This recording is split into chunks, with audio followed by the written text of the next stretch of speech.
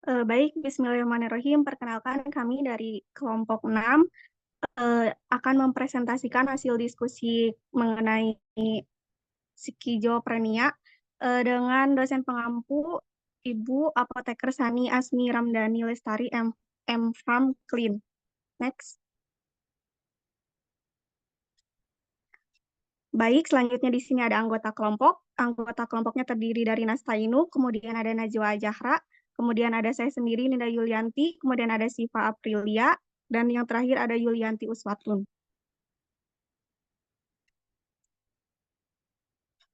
Baik, di sini ada definisi. Jadi, skizofrenia adalah suatu kondisi psikotik yang mempengaruhi area fungsi tertentu seperti berpikir, berkomunikasi, menerima, menafsirkan realitas, merasakan, dan menunjukkan emosi, serta penyakit kronis yang ditandai dengan pikiran tidak teratur, delusi, halusinasi, dan perilaku aneh. Skizofrenia adalah salah satu gangguan mental, gangguan dengan prevalensi tinggi di seluruh dunia. Skizofrenia adalah gangguan otak yang menghasilkan ide, persepsi, emosi, tindakan, dan perilaku yang aneh dan meresahkan.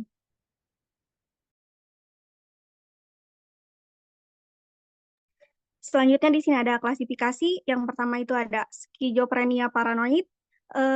Ini merupakan skizofrenia yang paling umum di mana waham dan halusinasi auditorik jelas terlihat. Kemudian yang kedua itu ada katatonik, yang dimana gangguan psikomotor yang terlihat menonjol sehingga seringkali muncul bergantian antara imobilitas, motorik, dan aktivitas berlebihan, menirukan pembicara, serta menirukan gerakan. Biasanya lebih jarang ditemui untuk yang nomor 2 ini. Kemudian yang nomor 3 itu ada skizofrenia hebefrenik, di mana onsetnya dini dan memiliki progres yang buruk, perilaku yang tidak bertanggung jawab dan tidak dapat ditebak, mood yang tidak stabil, dan efek yang tidak wajar.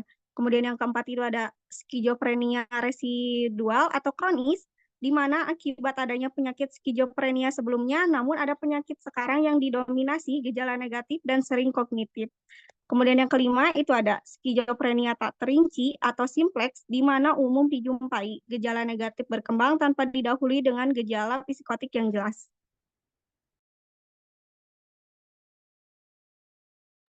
Kemudian selanjutnya di sini ada prevalensi dari data statistik yang disebutkan oleh WHO pada tahun 2020 secara global diperkirakan sebanyak 379 juta orang terkena gangguan jiwa dan 20 juta diantaranya itu menderita skizofrenia. Menurut data WHO pada tahun 2021, prevalensi skizofrenia sebesar 24 juta orang.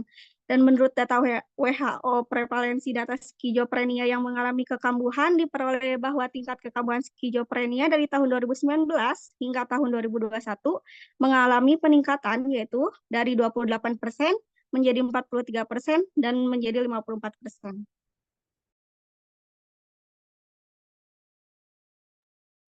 Selanjutnya ada etiologi. Yang pertama itu ada faktor genetik, kedua lingkungan, selanjutnya ada penggunaan ganja atau bahan psikoaktifnya.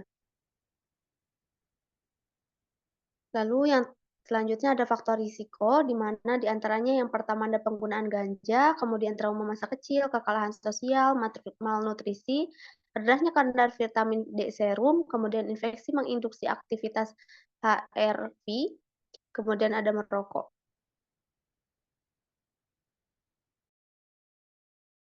Selanjutnya ada patofisiologi. Yang pertama, peningkatan ukuran vertikal, penurunan otak, dan asimetri otak.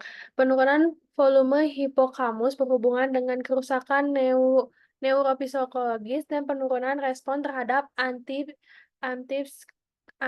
antipsikotik tipikal. Selanjutnya, skizofrenia dapat disebabkan oleh hiperaktivitas atau hipoaktivitas dopaminergic pada area tertentu di otak serta ketidaknormalan reseptor dopamin DA. Dopamin disekresi oleh neuron dan yang badan selnya terletak di bagian tegmentum, ventral mesencefalon, media dan superior substantia nigra. Disfungsi glutamatergic. Penurunan aktivitas glutamatergic berkaitan dengan munculnya skala skizofrenia.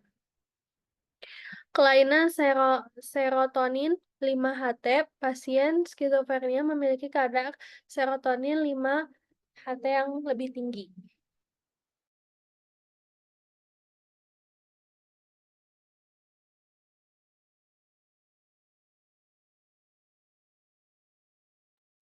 Baik, selanjutnya di sini ada gejala.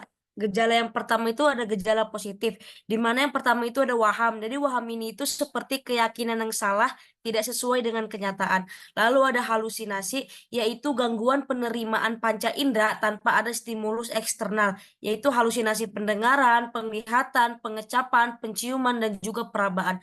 Lalu yang terakhir itu ada perubahan arus pikir. Nah, perubahan arus pikir itu di sini yang pertama ada arus pikir terputus, yaitu dalam pembicaraan tiba-tiba tidak dapat melanjutkan isi pembicaraan. Lalu yang kedua itu ada incoherent, yaitu berbicara tidak selaras dengan lawan bicara atau bicaranya itu kacau. Lalu yang ketiga itu ada neologisme, yaitu menggunakan kata-kata yang hanya dimengerti oleh diri sendiri tetapi tidak dimengerti oleh orang lain. Lalu yang kedua itu ada gejala negatif. Gejala negatif ini tuh seperti sikap merasa bodoh, terus pembicaraan terhenti tiba-tiba, lalu menarik diri dari pergaulan sosial, dan yang terakhir itu menurunnya kinerja atau aktivitas sosial sehari-hari.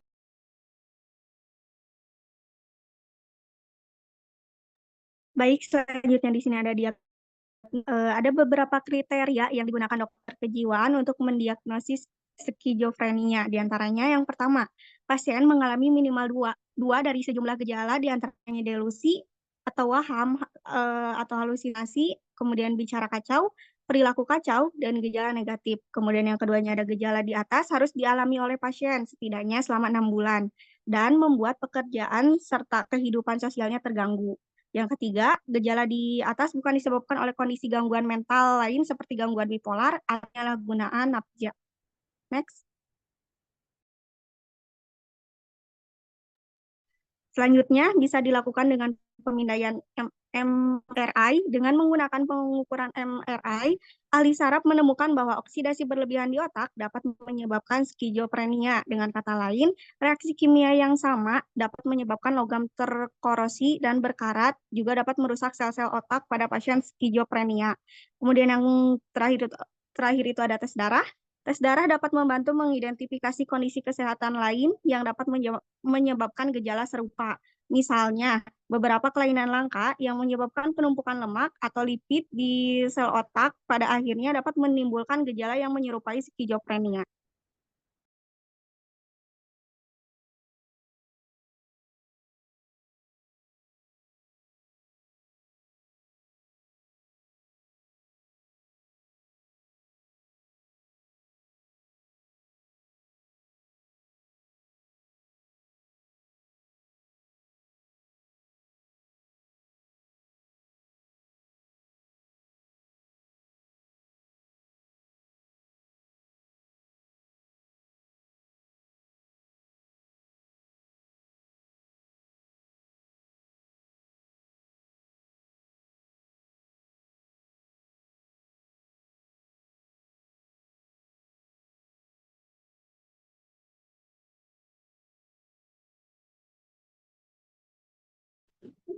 Selanjutnya ada algoritma terapi. Yang pertama itu ada episode pertama psikotis. Ini mencoba antipsikotik tunggal. Nah, antipsikotik antipikal ini yaitu merupakan pilihan pertama dalam terapi skizofrenia karena efek sampingnya yang cenderung lebih kecil. Nah, contohnya ini seperti aripiprazol, olanzapine, clozapine, quantipin, risperidon, atau ziprasidon. Nah, selanjutnya, kalau respon parsial atau tidak ada, itu diberi tahap 2, ini tipikal atau atipikal tunggal. Terus dikasih tahap 3, ini clozapine. Clozapine ini penimbangan penggunaan clozapine jika pasien memiliki riwayat percobaan bunuh diri level A, riwayat penyalahgunaan obat level B atau C, dan tidak ada perbaikan gejala lebih dari 2 tahun setelah menjalani pengobatan dengan antipsikotik. Selanjutnya ada tahap 4, clozapine itu gabungan dari FGA, SGA, atau ECT. Jika tidak ada respon masuk ke tahap 5 itu tipikal atau atipikal tunggal. Nah, kalau tetap tidak ada respon itu masuk ke tahap 6 itu terapi kombinasi kombinasi SGA tambah FGA.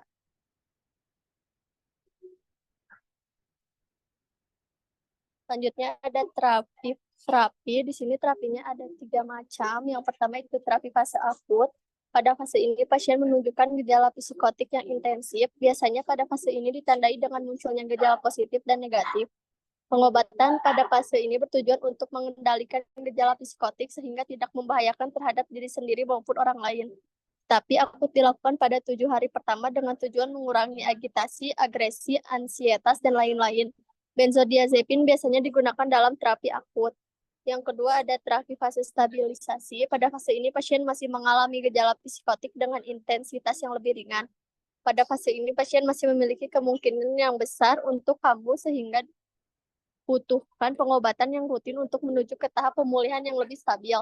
Terapi stabilisasi dimulai pada minggu kedua atau ketiga. Terapi stabilisasi bertujuan untuk meningkatkan sosialisasi serta perbaikan kebiasaan dan perasaan. Pengobatan pada tahap ini dilakukan dengan obat-obat antipsikotik. Yang terakhir ada terapi fase pemeliharaan. Pada fase ini dilakukan terapi jangka panjang dengan harapan dapat mempertahankan kesembuhan, mengontrol gejala, mengurangi resiko kekambuhan, mengurangi durasi rawat inap, dan mengajarkan keterampilan untuk hidup mandiri. Terapinya meliputi obat-obatan, terapi sportif, pendidikan keluarga dan konseling, serta rehabilitas pekerjaan dan sosial.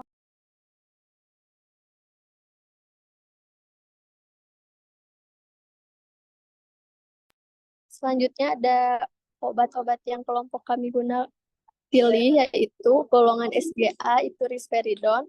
Dosisnya dewasa 2 kali 1-3 mg per hari. Mekanismenya, risperidon adalah antipsikotik antitipikal benzisokazol dan antagonis monoamergik selektif yang memiliki afinitas tinggi terhadap serotoninergik 5-HT2, memiliki dopaminergik D2, adrenergik A1 dan A2, dan reseptor histaminergik H1.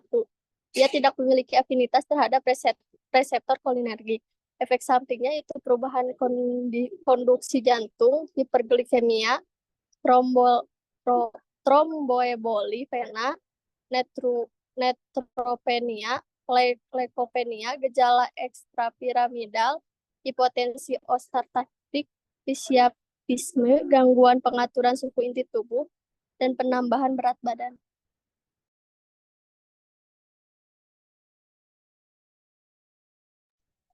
Yang kedua ada golongan benzodiazepin, itu lorazepam, dosisnya 1-3 kali 1-2 mg per hari. Mekanismenya bekerja pendek yang berikatan dengan reseptor benzodiazepin stereospesifik pada neuron GABA, possinaptik di beberapa tempat dalam SSP.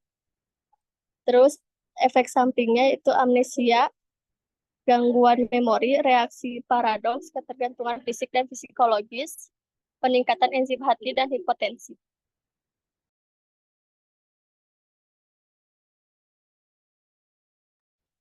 Yang ketiga ada golongan antipsikotik, itu clozapine, dosisnya 100-800 mg per hari. Mekanismenya yaitu turunan benzodiazepin, memblokir reseptor dopamin yang lemah di D1, D2, dan D3 dan D5, tetapi memiliki afinitas tinggi terhadap D4. Efek sampingnya hipotensi, ortostatik, kejang, masalah penglihatan, depresi, SPP, dan demam.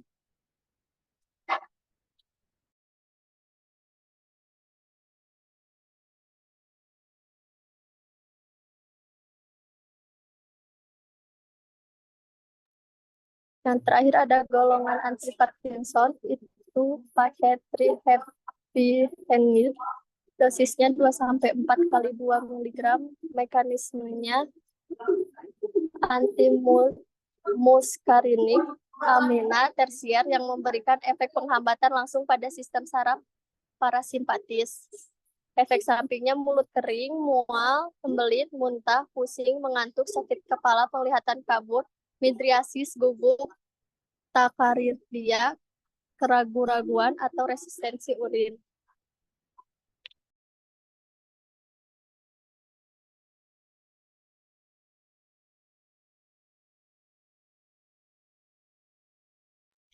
Baik, selanjutnya di sini masuk ke terapi dan farmakologi.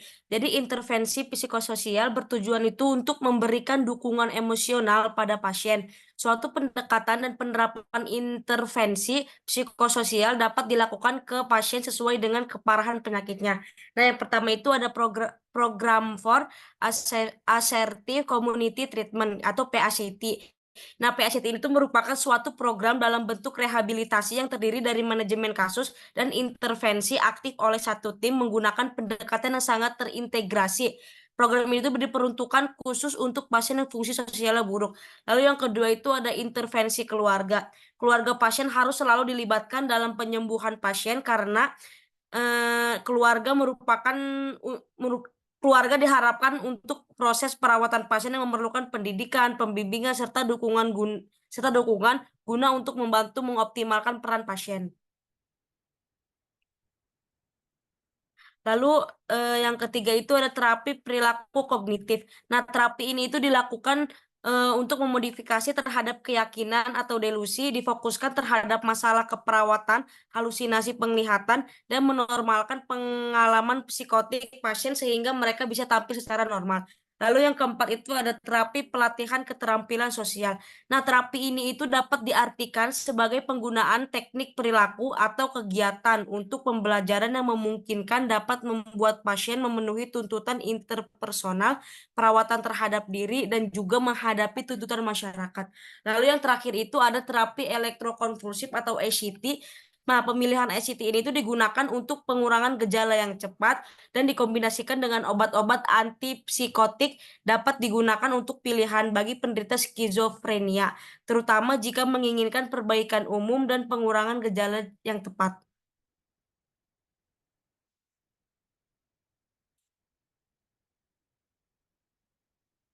Lalu ada outcome terapi. Nah, outcome terapi di sini itu penyakit skizofrenia, yaitu outcome terapi dari penyakit skizofrenia yaitu mengembalikan fungsi normal pasien dan mencegah kekambuhan penyakitnya. Pengobatan hanya dibedakan berdasarkan gejala apa yang menonjol pada pasien. Penggunaan obat antipsikotik digunakan dalam jangka waktu yang lama dikarenakan obat antipsikotik berfungsi untuk terapi pemeliharaan, pencegah kekambuhan, dan mengurangi gejala yang timbul pada orang dengan skizofrenia.